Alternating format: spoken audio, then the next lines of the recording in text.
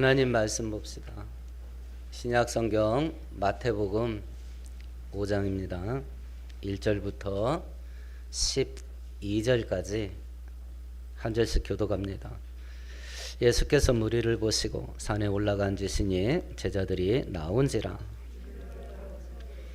심령이 가난한 자는 복이 있나니 천국이 그들의 것임이요.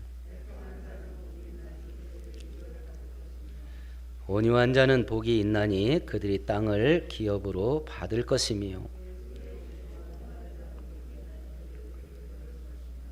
긍휼히 여기는 자는 복이 있나니 그들이 긍휼히 여김을 받을 것임이요.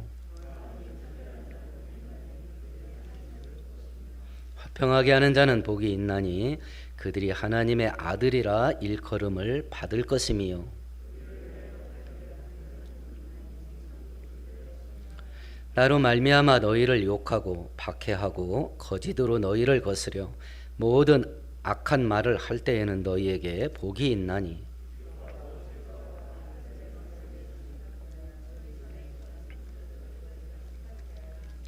아멘, 아멘. 예수께서 이 땅에 오셔서 구원자 사역을 공식적으로 시작하시면서 예정되어진 당신의 백성들을 부르시고 선택을 하셔요. 그리고 그들만 따로 떼어서 산 위로 데리고 올라가셔서 5장부터 7장까지 말씀을 주신 겁니다. 5장부터 7장까지 말씀은 모든 사람에게 준 말이 아닙니다. 당신을 믿고 따르는 자들에게만 주신 거예요. 1절부터 12절까지의 주제는 뭐냐면 하나님의 사람들은 어떤 일을 하고 어떤 능력을 갖추고 어떤 재주가 있어야 된다, 이거에 대해서 말한 게 아닙니다. 하나님의 사람들은, 천국에 속한 사람들은 이런 사람이어야 된다, 성품과 사람 됨됨이에 대해서 말씀하신 겁니다. 3절에서는 심령이 가난해야 된다, 그 심령 속에 딸랑 하나님 한 분 있어야 된다, 그 영혼이 빈털털이어야 된다. 두 번째는 애통하는 사람이어야 된다. 근데 실상은 그렇지가 않다. 그 심령 속에 온갖 잡다한 것이 가득 차 있고 그걸 빼낼 수도 없고, 영혼 속에 잡다한 것이 계속 밀려 들어오는데 그걸 막을 수도 없고, 그래서 하늘에 속한 사람은 자기의 그런 현실을 보면서 애통하는 사람이어야 한다. 세 번째는 온유한 사람이어야 된다. 온화하고 겸손해야 된다. 네 번째는 의에 줄이고 목말라 해야 된다. 마치 죽을 것 같이 하나님 앞에서 똑바른 사람 되려고 갈망해야 된다. 다섯 번째는 긍휼히 여기는 사람이어야 된다. 여섯 번째는 마음이 깨끗해야 된다 말씀하셨고, 오늘은 나머지 두 개의 성품을 살펴보려고 합니다. 하늘에 속한 사람의 7번째 특징입니다. 9절을 같이 읽어봅시다. 화평케 하는 자는 복이 있나니. 하나님 사람, 천국에 속한 사람 7번째 특징은 화평하게 하는 사람이어야 된답니다. 화평을 만드는 사람이어야 된다 그래요. 그럼 화평을 만든다 할 때는 뭐가 전제되어야 됩니까? 다툼과 분쟁이 있다는 이야기지요.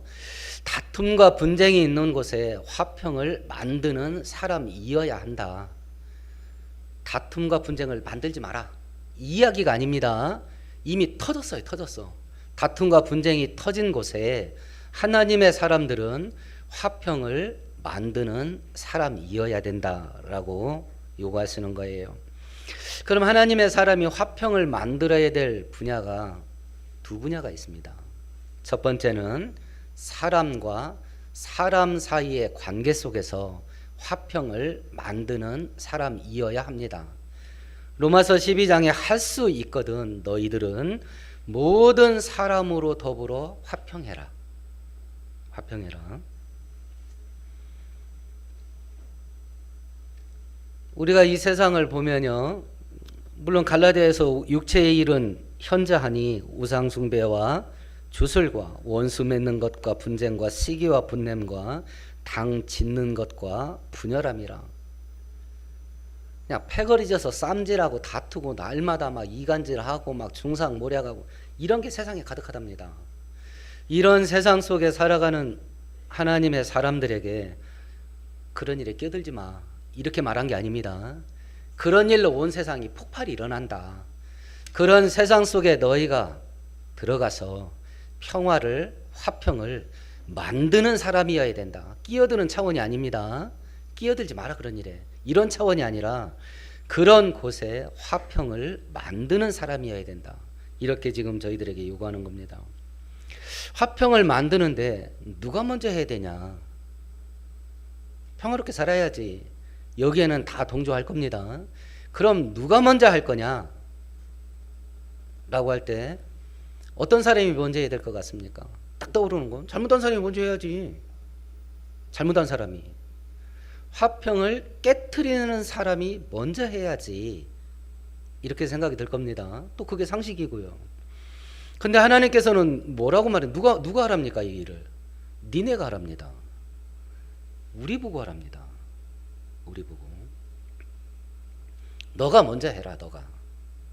그게 하나님의 사람이랍니다. 그것이 천국에 속한 사람이라 그래요. 우리가 많은 경우 그런 걸 경험해요. 두 사람이 좀 다툼이 있어서 갈등이 생겼습니다. 어떤 사람이 화해시킨다고 여기 가서 또 이렇게 해서 이 사람 편든다고 또 말을 전하고 또 이 사람 말을 이쪽에 전하고 자기 딴에는 화목하게 한다고 화해시킨다고 하는 일인데 주로 이런 일을 하는 사람이 결과적으로 어떤 일을 만들어내요? 거기다 휘발유 붓죠. 막 들이붓습니다. 들이부어요. 여러 사람이 모여서 재밌게 삽니다. 재밌게 모임을 가져요. 근데 A라는 사람이 들어가면 쌈질해. 이 분열의 영이 역사하는 사람이 있어요. 분열의 영이. 그 사람만 가면 사람들이 싸워. 그 사람만 들어가면 어떤 모임이 깨져. 그러는 사람이 있습니다. 그런 사람이. 로마서 16장의 형제들아 내가 너희를 권하노니 너희가 배운 교훈을 거스려 분쟁을 일으키거나 거치게 하는 자들을 살피고 그들에서 떠나가라. 그래서 하늘에 속한 참된 성도들은 두 가지를 피하는 겁니다. 첫 번째는 그렇게 분쟁을 일으키는 사람을 피하는 거예요. 사람을. 두 번째는 분쟁을 일으키는 그런 일을 피하는 겁니다. 그런데 끼어드는 거 아니에요. 일을 피하는 겁니다. 만일 이 화평케 하는 이 일을 제대로 감당하지 못하게 되면 어떤 일이 벌어지냐? 마가복음 11장에 이런 구절이 있습니다. 너희가 서서 기도할 때에 어떤 사람과 서로 등진 일이 있으면 용서하여라. 그래야 하늘에 계신 너희 아버지께서도 너희 잘못을 용서해 주실 것이다. 이 화평케 하는 일이 온전히 이루어지지 않는 곳에는 하나님과 우리 사이의 관계도 단절된답니다. 형벌이에요. 형벌. 하나님과 우리 사이의 관계가 끊어진답니다. 하나님이 어떤 분이에요? 생명의 그런 대식, 은혜와 축복의 그런 대시잖아요. 그분과 관계가 단절됐다. 그럼 은혜도 없는 거예요. 베드로전서 3장에 이런 말을 합니다. 남편들아 이와 같이 아내가 여성으로서 자기보다 약한 그릇임을 이해하고 함께 살아야 합니다. 그리고 생명의 은혜를 함께 상속받을 사람으로 알고 존중히 여기십시오. 그렇게 하여야 여러분들의 기도가 막히지 않을 것입니다. 사람과의 관계에 갈등이 있었을 때 화평해야 되는 것을 이야기를 하면서 특별히 부부관계에 대해서 예를 들었어요. 가장 가깝다가는 부부관계 속에서도 다툼이 생겼을 때에 그거 빨리 풀어라. 안 그러면 기도가 막힌다. 기도가 뭐예요 대체? 하나님과 우리 사이에 대화가 기도이고 그 기도 속에 하나님의 은혜가 우리 인생 속에 흘러 들어오게 하는 파이프인데 은혜의 통로예요. 은혜의 통로. 그게 막힌다는 거예요. 화평케 되지 않으면. 그래서 화평하게 하는 일을 네가 먼저 해. 우리들은 누군가에게 사과하고 또 화해의 손을 내밀고 내가 먼저 악수청하고 이런 일을 왜 정치인들이 자기가 잘못해놓고 죽어라고 사과를 안 하는가? 왜 안 하는 것 같아요? 패배한다고 생각해서 그래요. 내가 먼저 하면 내가 지는 거다, 이렇게 생각해서 죽어라고 안 하는 겁니다. 두 번째는 내 자존심이 꺾인다고 생각해서 안 해요. 내가 먼저 손 내밀면 내가 지는 거요. 내가 먼저 손 내밀면 내가 자존심 꺾이는 거다. 그래서 죽어라고 안 합니다. 근데 실상은 그걸 안 하면 이런 일이 벌어진다는 거예요. 은혜의 단절이 있고 기도가 막힌다는 거예요. 그런데도 내가 지니까 하면 안 돼. 내 자존심이 꺾이는 일이니까 먼저 하면 안 된다. 하나님은 먼저 하라는데. 화평케 하는 일을 먼저 하는 것은 내가 패배하는 것도 아니요, 나의 자존심이 꺾이는 일도 아니라 내 인생을 복되게 하는 일이라서 하는 겁니다. 화평케 하는 자는 복이 있다지 않습니까? 복이. 엊그제 여러분도 다 들어봤을 겁니다. 안타까운 뉴스가 있었죠. 20대 청년하고 19살 고등학교 3학년 졸업 앞둔 애하고 다툼이 있었어요. 근데 사소한 다툼이라 파출소에서 그냥 나가라고 했습니다. 근데 20대 청년이 앙심을 품었죠. 칼을 들고 2시간이나 찾아다니다가 찾아서 칼로 찔러서 죽였습니다. 며칠 있으면 졸업이에요. 취직도 했다가 하더라고. 그럼 졸업하면 이제 출근하면서 사회생활 첫 발을 시작할 그런 나이예요. 그러면 그 다툼이 어디서 시작됐냐? 화장실에서 눈 마주쳤다가 됐다는 거예요. 참 이게 환장할 일 아닙니까? 화장실에서 눈 마주쳤다고 시비 붙어가지고 그렇게 됐다는 거예요. 지나가시다가 누구하고 눈 마주치면 눈 까세요. 진짜입니다. 요즘은 죽습니다. 특별히 이 중고등학생 애들하고 눈 마주치지 마세요. 순종이 예종이가 알아요. 우리 순종이 예종이가 초등학교 다닐 때까지만 해도 이 근처가 좀 이렇게 불모지였잖아요. 그럼 막 구석에 숨어서 담배 피는 애들이 많았거든요. 그래서 제가 불러서 때렸어요. 지금 안 합니다. 맞을 갭이. 지금은 그냥 지나가요. 눈 마주치면 얼른 제가 돌립니다. 이런 시대에 우리가 사는 시대가 분노가요 막 부글부글 끓어오르는 시대예요. 눈만 마주쳐도 용서가 안 돼. 눈만 마주쳐도. 그런 이런 시대에 사는 우리들한테 화평을 만들으랍니다. 화평을 만들으래요. 그런데 그것이 우리 인생을 복되게 하는 일이랍니다. 이런 것들을 바라보시면서 하나님의 분노가 가득한 이 땅 속에 우리 안에는 그럼 뭐가 가득해야 화평을 만들 수 있겠습니까? 하나님의 화평이 가득해야 화평을 만들 수 있지 않겠습니까? 세상을 화평케 하고 하나님의 은혜가 채워지게 되는 이 일을 우리 모두가 감당할 수 있는 복된 성도 되기를 축원드리겠습니다. 우리가 화평하게 만드는 첫 번째 대상은 사람과 사람 사이예요. 두 번째는 사람과 하나님 사이를 화평케 하는 자가 돼야 됩니다. 성경 한 구절 찾아볼까요? 신약 성경 고린도후서 5장입니다. 291페이지입니다.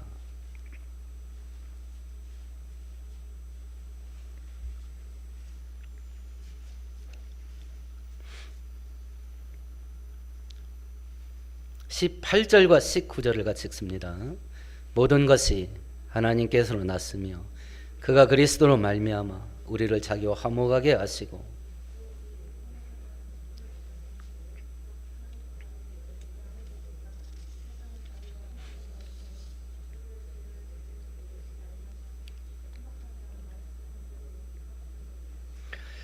특별히 19절에 보면 세상과 하나님 사이를 화목하게 하는 직분을 우리들에게 맡겼답니다. 그 직분을. 그러면 하나님과 사람이 화목하게 되는 방법이 뭐냐? 세상과 하나님 사이를 화목하게 하려면 첫 번째 내가 하나님과 화목해져야 되겠죠. 하나님과 화목되는 방법은 딱 하나밖에 없습니다. 하나님과 불화, 하나님과 갈등이 생긴 것은 딱 하나예요. 죄와 불순종입니다. 그것 때문에 사람과 하나님 사이는 왼수지간이 됐어요. 그 왼수지간 관계를 화목하게 하는 방법은 딱 하나밖에 없습니다. 예수 믿는 길밖에 없어요. 예수를 믿으면, 예수님을 나의 구원자로, 나의 주님으로, 하나님의 아들로 믿으면 죄를 용서받습니다. 하나님과 화목하게 되어, 그리고 우리의 신분이 죄인에서 하나님의 자녀로 바뀌게 됩니다. 우리의 소속이 천국으로 바뀌게 됩니다. 하나님께서 우리에게 주실 최고의 축복은 바로 이 구원의 은혜예요. 이것은 예수 믿자마자 받고 시작하는 겁니다. 받고 시작이에요.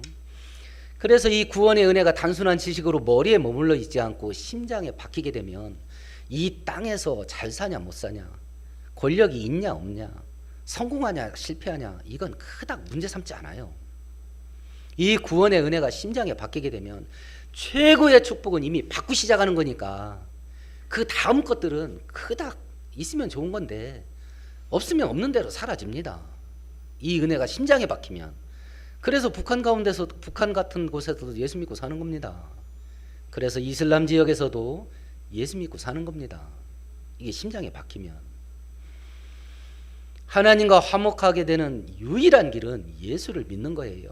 그래서 내 자신이 먼저 하나님과 화목한 사람이 돼야 되죠. 예수 잘 믿어야 됩니다. 내 자신이 먼저. 두 번째는 그런 내가, 하나님과 화목하게 된 내가 하나님과 화목하지 못하고 원수지간으로 사는 사람들을 하나님과 화목하게 만드는 일을 해야 된다. 이건 복음 전파하는 것이에요.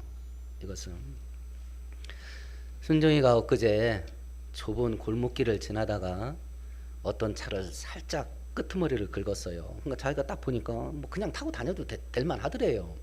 그런데 굳이 자기가 잘못했으니까 그 차에 있는 전화번호에 전화를 해서 차주인을 나오라고 해서 제가 커브를 잘못 돌다가 요 끝에 조금 긁혔습니다. 제 차가 보험 처리가 되니 수리하시려면 연락 주세요 하고 명함을 줬대요. 명령을 끌라고 그분한테 전화가 왔어요. 그냥 타고 다녀도 될 것 같다. 수리를 하지 않을 테니 자기 부탁 하나만 들어줘라. 나하고 우리 교회 한 번만 와줘라.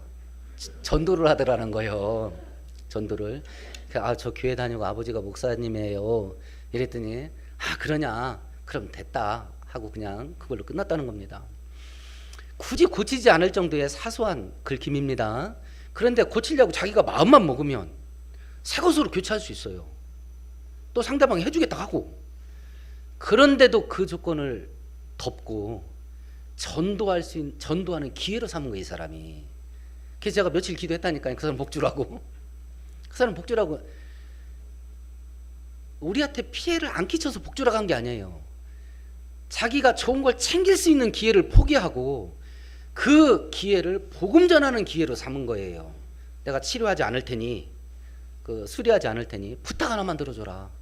나하고 교회 한 번만 가줘라. 이렇게 한 거니까. 큰 자리에, 높은 자리에 올라가 있을 수 있고 그냥 이름도 없이 그냥 가난하게 사는 사람일 수 있어요.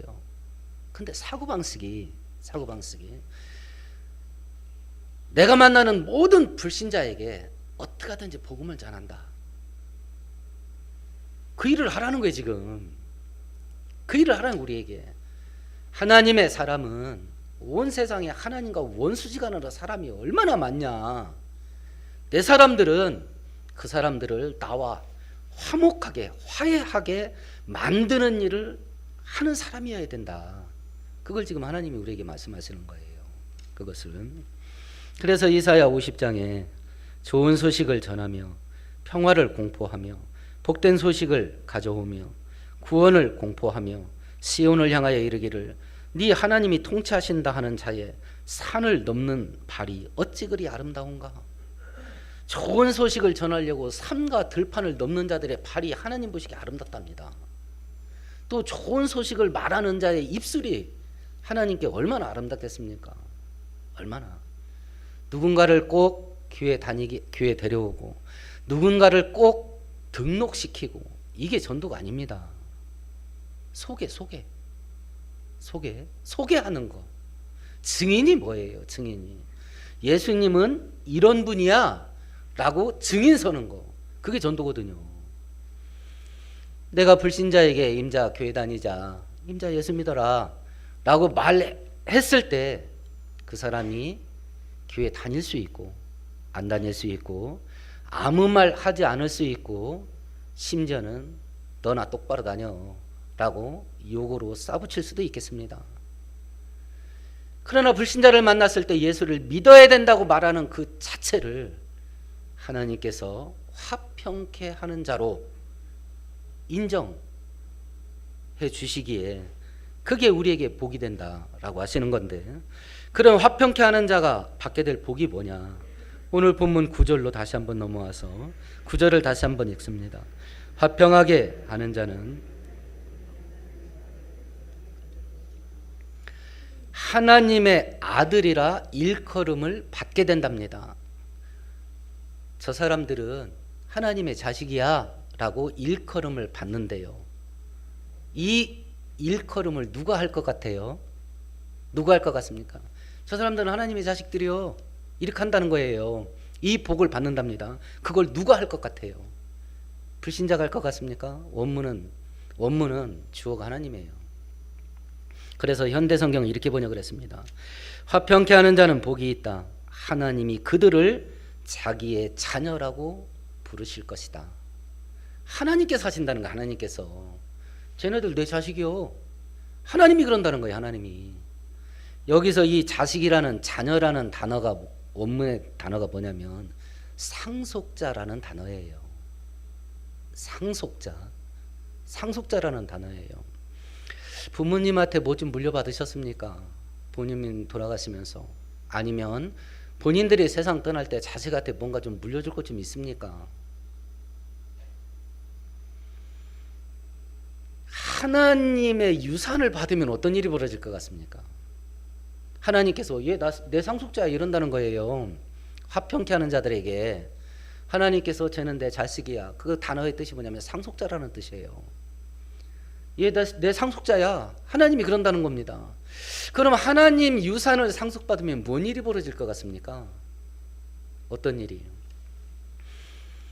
그래서 갈라디아 3장은 바울 사도가 이런 말을 했던 겁니다. 여러분이 그리스도께 속한 사람이면 여러분은 아브라함의 후손이요 약속을 따라 정해진 상속자들입니다. 아브라함에게 약속하신 축복을 우리가 상속한다는 거예요. 하늘에 신령한 것과 땅에 기름진 것을 상속받는 상속자라는 거예요. 온 땅이 분노로 부글부글합니다. 뻑하면 다 뒤집어 버립니다. 이거 뭐 스치기만 해도 꼽추되는 시대입니다. 이런 시대 속에 우리에게 화평을 만드는 사람 되라.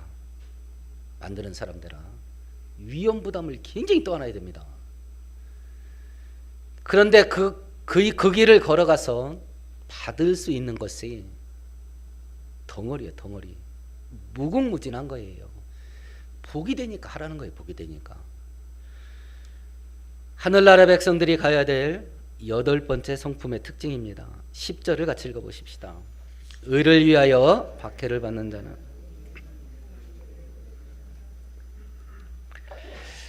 의를 위하여 핍박을 받는 사람이어야 된다라고 말씀을 하셔요. 우리가 4번째 특징을 살펴봤지요. 의에 추리고 목말라 해야 된다.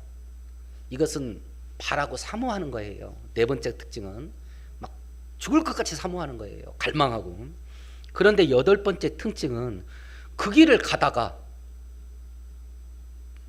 막 좋은 것이 쏟아지고 눈에 보이는 축복이 막 쏟아지고 이런 게 아니고 고난을 당하고 핍박을 받게 되는 일이 생긴다. 4번째 특징은 갈망하는 거예요. 아직 실천에 옮긴 게 아닙니다. 갈망하는 거예요. 막 죽을 것 같이. 내가 하나님 앞에서 똑바로 해야 되는데, 내가 하나님 앞에서 올바르게 돼야 되는데, 이걸 막 죽을 것 같이 갈망하는 거예요. 4번째는. 근데 8번째는 그걸 실천에 옮긴 거예요. 그걸 실천에 옮겼더니 이거 막 배락이 떨어진 거예요. 환란이 쏟아진 거예요. 핍박이 쏟아진 겁니다. 그때 하나님의 사람들은 어떻게 될 거냐? 아이고 이게 아닌 게비요. 이럴 거냐 이게. 그때 어떻게 할 거냐? 하나님의 사람들은 그걸 받아들인다. 핍박을 받아들이는 사람이어야 한다. 원문에는 이 받다라는 단어가 완료형으로 되어 있어요. 반복형이에요. 한 번 받고 끝나냐? 아닙니다. 계속 받는 거예요. 계속. 그러면 하나님 앞에서 똑바르고 하나님 앞에서 올바른 거, 아니 그걸 실천하는데 왜 핍박이 오냐? 요한복음 15장 19절에 너희가 세상에 속하였으면 세상이 자기의 것을 사랑할 것이나 너희는 세상에 속한 자가 아니요 도리어 너희가 나에게 속하였기에 세상이 너희를 미워하느니라. 세상은 불의로 가득하답니다. 그 불의로 가득한 세상 속에서 의롭게 되려하니까 세상이 공격한다는 거예요. 종교와 신앙을 떠나서 불법을 행하는 자를 합법적으로 수사를 해서 법에 합당한 벌을 받게 하는 거, 이게 법치국가잖아요. 그런데 검사나 공직에 있는 사람들이 그 일을 하려고 했을 때 좌천당하고, 그리고 옷 벗고 잘리고, 맨날 막 전화로 협박당하고, 이런 일이 현실로 벌어지는 거 우리가 알잖아요. 이런 일이 현실로 벌어지는 건. 그런데 영적인 분야까지 확대를 하게 되면 이런 일이 얼마나 많이 벌어지겠나. 이런 일이. 제가 아는 후배 목사님 교회에 국세청에 근무하는 분이 있어요. 좋은 자리로 승진을 했습니다. 믿음이 좋은 분이라 그래요. 기업을 상대하는 자리라서 자기가 챙기려고만 하면 엄청나게 챙길 수 있는 자리랍니다. 일체의 봉투와 향응을 받지 않았다 그래요. 근데 문제는 어디서 터졌냐? 자기 선배들한테 터진 거예요. 선배들이 맨날 불러. 그 자리에 있었던 선배 맨날 불러. 상관이지 그러니까 맨날 불러. 야, 너 안 받으면 받은 우리가 뭐가 돼? 이러면서 선배들이, 상관들이 날마다 괴롭힌대. 이 성도가 그걸 받아줘야 자기들의 죄가 덮일 거 아니야. 근데 이 성도가 안 받는 거야. 불의한 일이니까. 그러니까 앞에서 불의를 했던 자들이 자기의 불의가 드러났잖아요. 그러니까 맨날 괴롭혀. 받으라고. 그것 때문에 스트레스 받아서 힘들다 하는 얘기를 하더라는 거예요. 오늘 본문이 이거예요. 이거. 북한에서는 죽는 겁니다. 이슬람권에서도 가족이 죽여요. 이슬람권은. 이 길을 걸어가면. 그러면 이런 일을 만나게 될 때 하늘에 속한 사람은 어떻게 해야 될 거냐? 그걸 받아들이는 사람이다. 받아들이는 사람.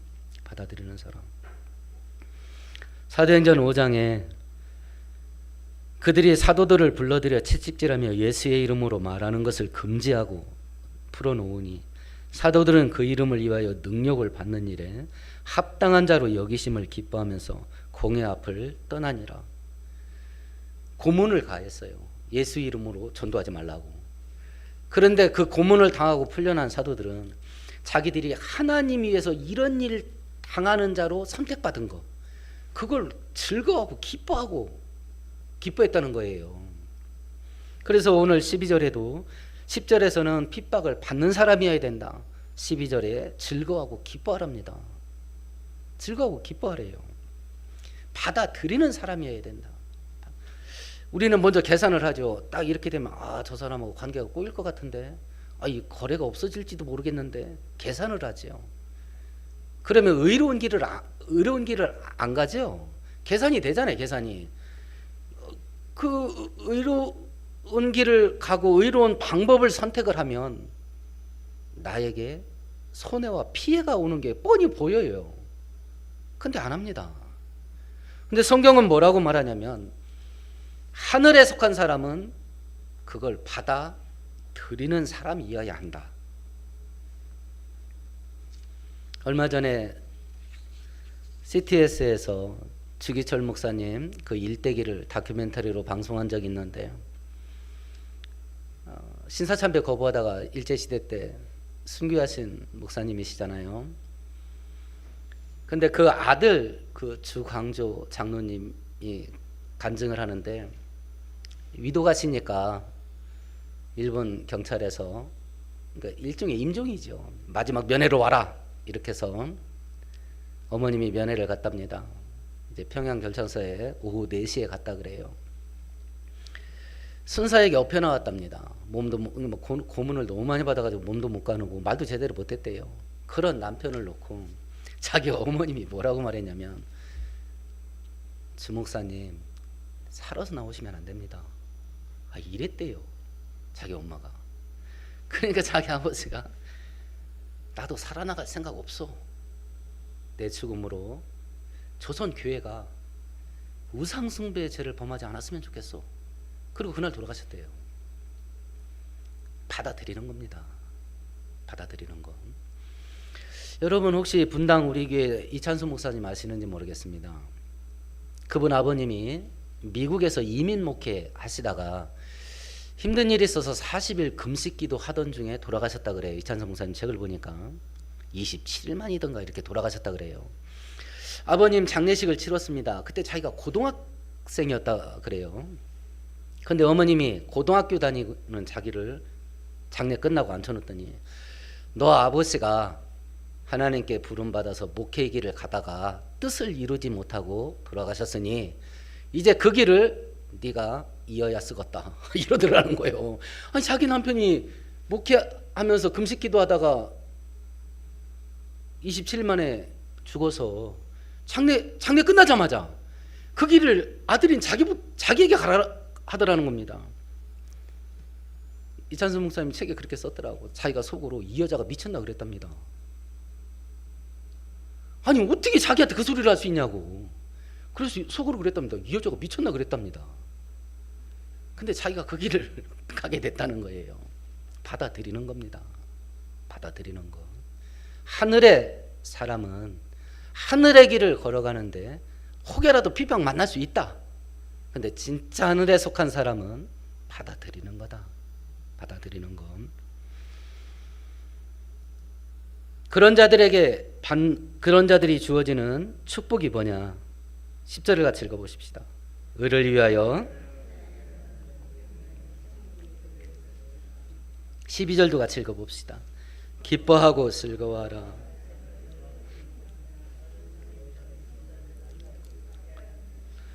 이런 모진 인생을 즐거워하면서 짊어진 하늘의 사람들에게 하나님께서 주는 복이 뭐냐면 10절은 천국을 주신답니다. 12절은 천국에서 큰 상을 준답니다. 그럼 이걸 놓고 생각해 보십시다. 하나님이 우리에게 좋은 것 주시고 축복을 하시는데 하나님의 축복의 핵심이 뭐냐? 핵심이 이 땅에서 받는 게 아닌 것 같습니다. 천국에서 받는 것 같습니다. 두 번째는 물질적인 것이 아니라 영적인 것 같습니다. 이런 영적인 원리 앞에서 뭐니 해도 돈이 최고지 라거나, 무슨 수를 쓰든지 성공하고 출세해야 된다 라거나, 어떻게 하든지 편하고 재밌게 살아야 된다 라고 하는 것을 축복으로 들이민다면, 야 이거 엇박자가 엄청나겠다 이게. 그래서 현대 기독교인들은 마음에 평안이 없어요. 마음에 평안이 없습니다. 하나님께서 가장 귀한 축복으로 여기고 있는 것과 내가 가장 축복으로 여기고 있는 이것이 엇박자야. 얼마 전에 말씀드렸던 것 같은데, 오스의 붉은 꽃동 드라마 보셨나요? 제가 밥 먹다 그것을 보는데 이 사도세자 아들은요 어려서부터 암살의 위협에 시달렸습니다. 조선 임금 가운데 최고의 학문적인 성취를 이룬 두 사람이 있어요. 하나는 세종대왕이고 하나는 정조대왕인데, 이 정조께서 왜 그렇게 출중한 학문적인 업적을 이뤘냐? 어려서부터 자면 안 돼. 언제 죽을지 몰라. 그러니까 밤에 잠을 안 자는 거예요. 잠을 안 자고 뭐라냐? 밤새 책을 읽어. 죽을까 봐요. 밤새 책을 읽고 해가 떠서 내시들이 왔다 갔다 하고 궁녀들이 왔다 갔다 하면 그때 자요. 그 정도로 어려서부터 암살에 시달린 사람이거든요. 드디어 왕이 됐어요. 지금은 역사가 아닙니다. 드라마 얘기하는 거예요. 이산 그 왕이 된 정조한테 그 어머님 해경궁 홍씨가 뭐라고 말하냐면, 이제 이 조선 땅에서 누구도 네 앞에서 머리 들지 않는다. 이 조선 땅에서 너는 네가 하고 싶은 일 다 할 수 있다. 그런데 이 조선 땅에서 누구도 너한테 행복하게 살으라고 말하지 않는다. 이런 시대 속에 엄마인 나는 너가 행복하게 살았으면 좋겠다. 왕이 된 아들한테, 막 무수부리의 권력을 휘두를 수 있는 왕이 된 아들한테 나는 네가 행복했으면 좋겠다. 이렇게 말합니다. 그 대사를 읽고 막 마음이 먹먹해지는 겁니다. 목사인 나도 돈이 많았으면 좋겠습니다. 막 퍽퍽 썼으면 좋겠어요. 그렇게 많은 돈을 갖고 싶어하는 나에게 만일 아버지 되신 하나님이 야야 나는 네가 행복했으면 좋겠어 라고 말하시면 어떻게 해야 되나, 내가 어떻게 해야 되나. 나는 그렇게 돈을 갖고 싶은데 아버지 되신 하나님이 나는 네가 행복했으면 좋겠다라고 하시면 어떻게 해야 되나. 어떻게든지 성공하고 출세하고 사람들 앞에서 의시되고 떵떵거리고 싶은데 그런 나한테 하나님이 야야 나는 네가 행복했으면 좋겠다 이러면 내가 어떻게 해야 되나. 할 수만 있다면 세상에서 재미있고 즐기면서 편하게 살고 싶어하는 나한테 아버지 되신 하나님께서 야야 나는 네가 행복했으면 좋겠다 라고 하시면 어떻게 해야 되나. 어떻게 해야 되나. 하나님이 우리에게 주시는 최고의 축복의 알갱이는 이 땅에서 받는 게 아니라 천국에서 받습니다. 물질적인 것이 아니라 영적인 겁니다. 그렇다고 해서 이 땅에서 신실한 믿음의 길을 걸어가는, 의로운 길을 걸어가려고 하는 성도들에게 생고생만 시키냐? 그렇지도 않습니다. 많은 경우 땅의 것으로도 갚아주셔요. 그래서 구약 성경에 읽어보면 신실한 믿음의 사람에게 하나님께서 가장 먼저 주시는 게 뭐냐면 부자 되게 만드는 겁니다. 아브라함이 제일 먼저 부름받고 제일 먼저 받은 복이 뭐예요? 재산 불어나는 거였잖아요. 오래전에 미국 국무부에서 외교관을 채용하는 인원 선발을 했습니다. 경쟁력이 장난이 아니라 그래요. 최종 선발 면접을 앞두고 있는데 최종 선발까지 간 사람들 이력이 장난이 아니었다 그래요. 근데 거기에 우리 교포 2세인 정주리라고 하는 자매가 마지막 면접까지 이제 뽑혔다 그래요. 근데 자기 경쟁자들이 대부분 다 박사학위가 있었고 집안도 빵빵하다 그럽니다. 그리고 실제로 외교 실무 일을 하고 있는 사람도 있었다 그래요. 면접에 들어가서 자기는 뭐 외국인, 부모님이 외국인이고 뭐 박사학위도 없고 딸랑 대학 졸업해서 이 자리까지 왔는데 면접관들이 자기들한테 물어보더랍니다. 당신 부모 나라가 한국이고 당신이 미국 외교관으로 채용이 된다면 일을 하다가 미국의 이익과 한국의 이익이 부딪히면 어느 편 들 거요? 이걸 물어보더래요. 그래서 이 정주리 씨가 뭐라고 대답했냐면 나는 미국 편도 안 들고 한국 편도 안 들겠습니다. 나는 정의로운 편에 서겠습니다. 이랬다 그래요. 그리고 자기만 됐답니다. 나중에 알고 보니까 다른 사람도 다 그 질문을 받았다 그래요. 근데 다른 사람은 다 미국인이야. 미국인 외교관이 되겠다고 지원을 해서 면접을 보는데 미국인 면접관이 너 어느 나라 편 들래? 네가 이집트의 외교관으로 갔다고 치자. 그러면 네가 외교관으로 근무하는 이집트하고 미국하고 이익이 충돌하게 되면 너 어느 편 들래? 이 질문을 다 받았다는 거예요. 근데 그 질문 받은 사람 다 미국 편 들겠다고 했답니다. 다 떨어졌대요. 저는 미국 별로 안 친합니다. 미국하고 별로 안 친한데 이래서 하나님이 그래도 복을 주나 보다. 그 면접관도 대단하잖아요. 자기가 미국 사람 아니야. 그럼 미국 편 들겠다는 사람을 뽑아야지. 그 대답한 사람을 떨구고 정의로운 편에 서겠습니다 하는 사람을 뽑은 거예요. 이런 정신이 살아있어서 하나님이 그래도 미국을 복주나 보다 싶기도 해요. 그래서 한국 기자가 취재를 한 겁니다. 어떻게 그런 대답을 하게 됐습니까? 라고 그러니까 자기 집안이 기독교 집안이라요. 그래서 어려서부터 성경을 배우는데 성도가 의와 거룩한 길을 가야 된다는 것을 어려서부터 배워서 그 말이 자기도 모르게 튀어나온 것 같습니다. 이렇게 대답을 했어요. 그러니까 우리가 의의 길을 걸어가면 이 땅의 것으로도 받는 일이 허다합니다. 허다해요. 1절부터 12절까지 하나님께서 이제 구원하는 일을 시작하시고 예수를 믿고 따르는 자들에게 말씀하신 거예요. 내 사람들은 이런 사람이어야 돼. 심령이 가난해야 된다.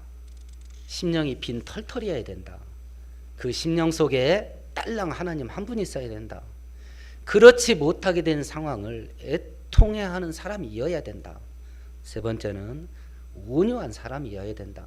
네 번째는 의에 줄이고 목마른 사람이어야 된다. 죽을 것 같이 갈망해야 된다. 다섯 번째는 긍휼히 여기는 사람이어야 된다. 여섯 번째는 마음이 청결해야 된다.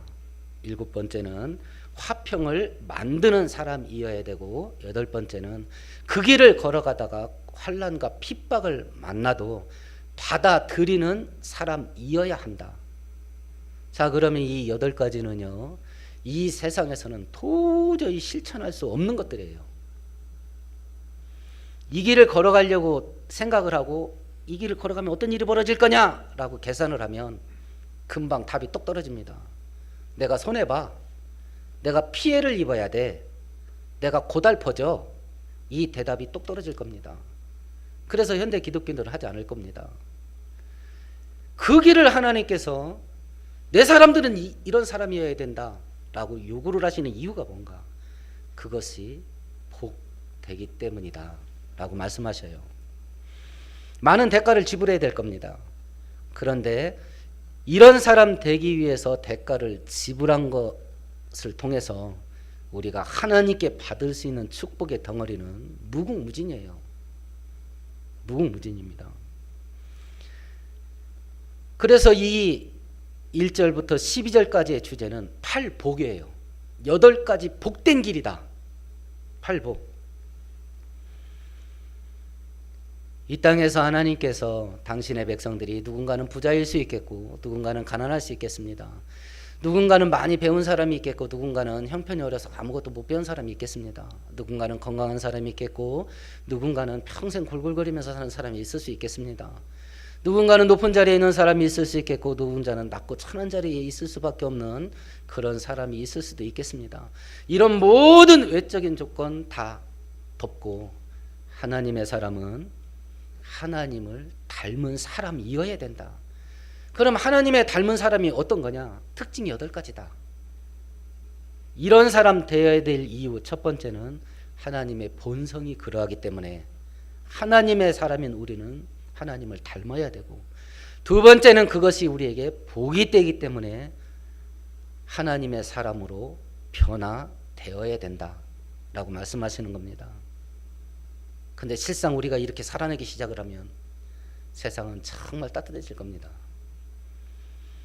그리고 세상 속에 하나님의 이름은 높이 들림받게 될 것이고, 지금처럼이야 욕먹겠습니까? 하나님께서. 기도합시다. 하나님 아버지, 성경대로 도저히 살아갈 수 없는 이 약한 시대 속에 하나님께서 나의 사람들은 이런 사람이어야 된다라고 8가지 특징을 말씀해 주셨는데, 우리 힘과 능력으로 살아갈 수 없는 그런 연약함이 있는 걸 주께서 아시오니 하나님의 은혜와 능력을 충만케 주셔서 하나님의 사람으로 변화되어져 가고 하나님의 사람으로 살아가는 우리 모든 성도들 되게 하여 주옵소서. 예수님 이름으로 기도합니다. 아멘.